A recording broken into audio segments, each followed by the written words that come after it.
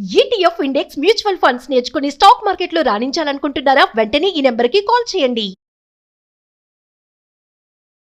నమస్తే, welcome back to Suman TV. Present మనతో పాటు ఉన్నారు సీనియర్ ఐపీఎస్ ఆఫీసర్ రెడ్డన్న గారు.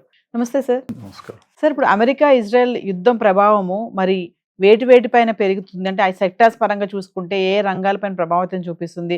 మరి అంటున్నారు పెట్రోల్, డీజిల్, ఇప్పుడు బంగారం, వెండి, ఇంకా మనకి ఏవైతే వస్తువులు వస్తాయి ఎక్స్పోర్ట్ ఇంపోర్ట్ అవుతూ ఉంటాయి, ఇవన్నిటిపైన కూడా తీవ్ర ప్రభావం పడుతుందని చెప్తున్నారు యుద్ధం వల్ల. ఒకసారి మాట్లాడుకుంటే ఈ యుద్ధం ఇలానే కొనసాగితే మరి ఇంకా 2-3 వారాల వరకు ఇంకా వెళ్తుందని చెప్పేసి అని అంటున్నారు. మరి అంతవరకు వెళ్తే ఏమేమి మారుతాయంటారు, ఏమేమి పెరుగుతాయి అంటారు? ఇరాన్కి ప్రౌడ్నెస్ ఏమిటంటే హర్మాన్ జలసంధి వాళ్ళ దగ్గర ఉంది. ఆ జలసంధి అంతా 30 కిలోమీటర్లో 40 కిలోమీటర్లో ఉంది. అది ఒకటే జలసంధి. ఆ జలసంధి కాకుండా ఎక్కడికి ఆయిల్ పోవాలన్నా అదొక్కటే. దాన్ని వీళ్ళు ఆపేస్తే, ఎందుకంటే వాళ్ళ దేశంలోనే ఉంది అది, సో దాన్ని ఆపేస్తే ప్రతిరోజు 2 కోట్ల బ్యారర్లు 2-2.5 కోట్ల బ్యారర్ల ఆయిల్ దిగుమతి ఆగిపోతుంది ప్రపంచానికి. సో వాళ్ళు ఇరాన్ నుంచి మనకు వచ్చేదేమో 30% ఆయిల్, హర్మాన్ జలసంధి నుంచి వచ్చేదేమో 60%.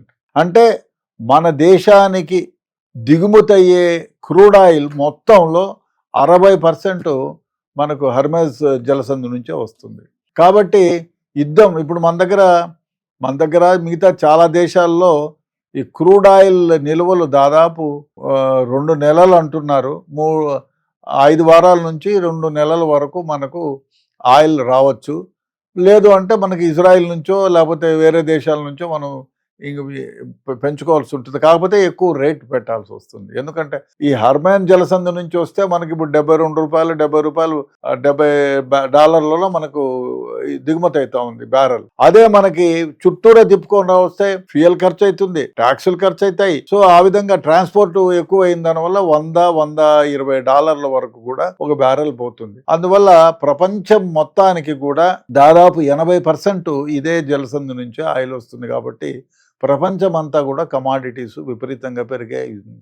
అదే కాకుండా మనము ఇక్కడ పండించిన వస్తువులు ఏదైనా ఇంకొక ప్రదేశానికి తీసుకెళ్ళాలి అంటే ట్రాన్స్పోర్ట్ కావాలి అంటే డెఫినెట్గా మనకు ఫ్యూయల్ కావాలి.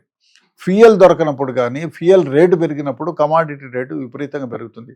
తిండి గింజల దగ్గర నుంచి మొత్తం బంగారు, వెండి, మీరు ఏ మెటల్ అన్నా తీసుకోండి, మెటల్స్ అంతా చాలా వరకు మనం ఇంపోర్ట్ చేసుకుంటాం లేదా ఇక్కడ చేసుకుంటాం. గనులు తవ్వాలన్నా ప్రతి ఒక్కదానికి ప్యూరిఫైయింగ్ చేయాలన్నా మనకి ఆయిల్ అవసరం.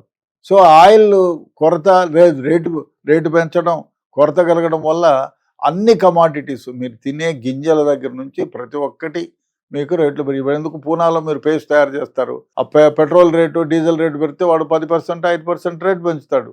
ఆ విధంగా కూరగాయల దగ్గర నుంచి ప్రతి ఒక్క కమాడిటీ, బంగారు, వెండి అన్ని కూడా రేట్లు పెరిగే ప్రమాదం ఉంది.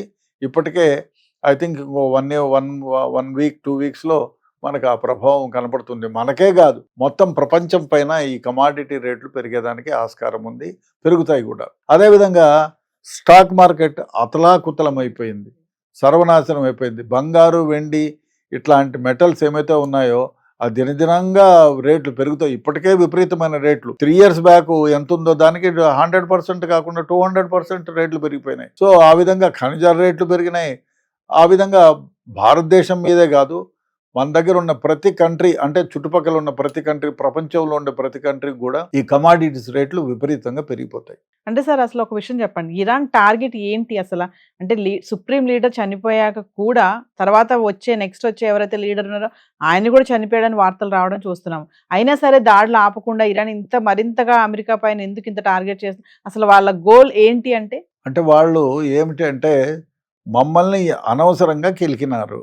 సో మేము ఎందుకు ఆపాలి? మా దేశ ప్రధానినే చంపారు, ప్రధాన ముఖ్యుడినే చంపారు, మేము ఎందుకు ఊరికే ఉండాలా అని.